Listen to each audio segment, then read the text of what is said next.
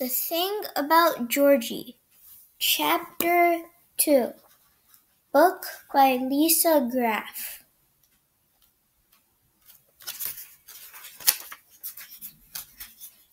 I need you to do me another favor. I need you to sit down on the floor. Don't worry if it's a little dirty. You shouldn't be there long.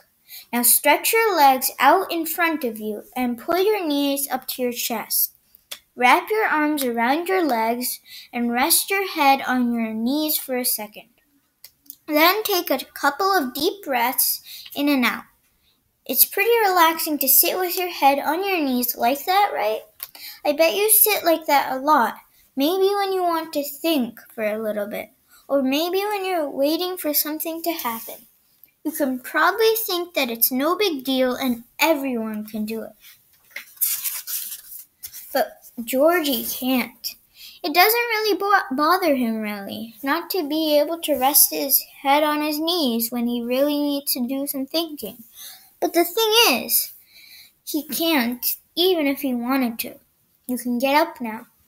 No more homework, no more homework, Andy chanted as he and Georgie raced across the icy parking lot to Mrs. Moretti's car. Their backpacks were lighter than they've been in weeks. Hello, boys, Andy's mom greeted them as they piled into the car. Are you glad it's vacation? Mrs. Moretti had a thick accent, and Georgie always liked the way that she made English sound like a foreign language.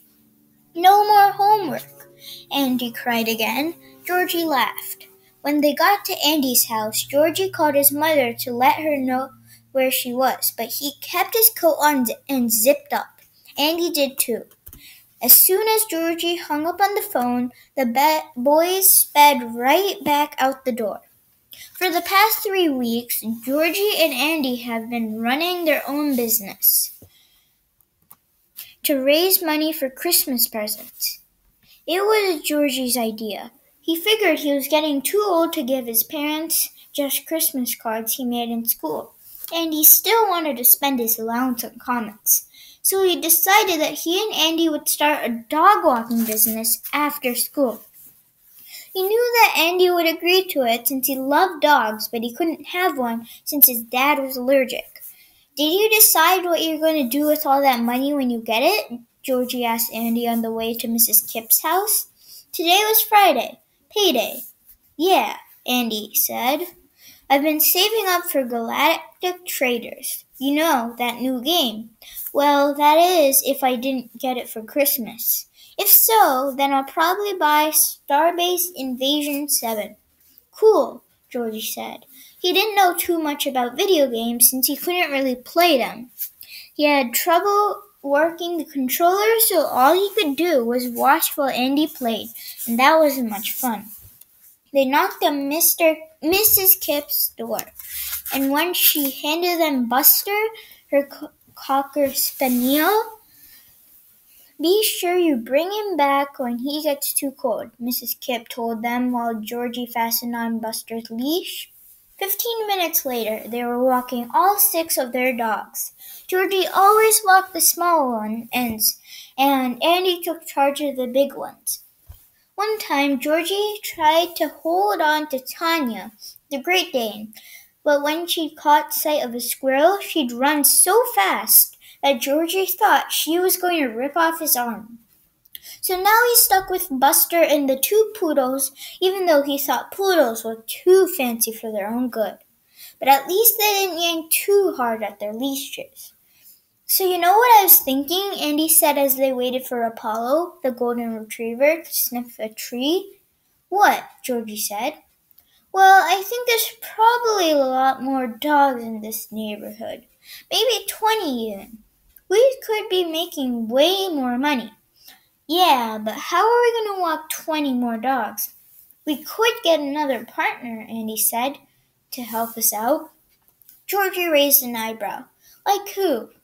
What about that kid Russ? Andy asked. I told him about it, and he said it sounded cool. He said he wanted to help. Andy had to stop talking for a second to untangle Apollo's and Tanya's leashes. So, he continued after a minute, what do you think?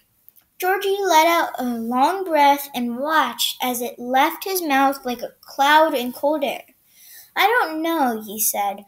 I mean, we don't really know Russ. Russ Wilkins had moved to the town about a month ago. He was in Mr. Meyer's class too. But all Georgie really knew about him was that he had hair that was so blonde it was almost white. That and the fact that he was an awesome basketball player. Georgie had watched him at recess when he made 11 free throws in a row. He's cool, Andy said, his boots crunching in the snow as he walked. You'd like him. I hung out with him the other day when you were sick. All of a sudden, Georgie knew that he did not want Russ to be their new partner. He'd rather have anyone else, even Jeannie the Meanie, but not Russ Wilkins. He looked down at the dogs, trying to think of something to say. I don't think it's a very good idea, Georgie said. I think it should be just us. Otherwise, we'd have to split the money, and we wouldn't be making more anyway. Andy nodded slowly. Yeah, I guess. He sounded disappointed, and Georgie didn't like it. They were silent for a long time after that. They just walked the dogs and watched them sniff trees and didn't say anything. Georgie was about to tell Andy that fine, if he really wanted to. He guessed Russ could join their business, but maybe only once a week. But right as Georgie was opening his mouth, Andy spoke. I think Buster's getting cold, he told Georgie.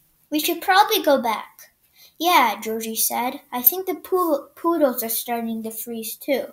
Andy laughed. They're popsicles, he said. Georgie snorted so hard that he had to wipe his nose. Poodle pops, he said in between laughs. By the time they'd returned all the dogs and had money bulging in their pockets, Andy had seemed to have forgotten all about Russ Wilkins. Georgie was glad he hadn't said anything. Dog walking was definitely better with only two people.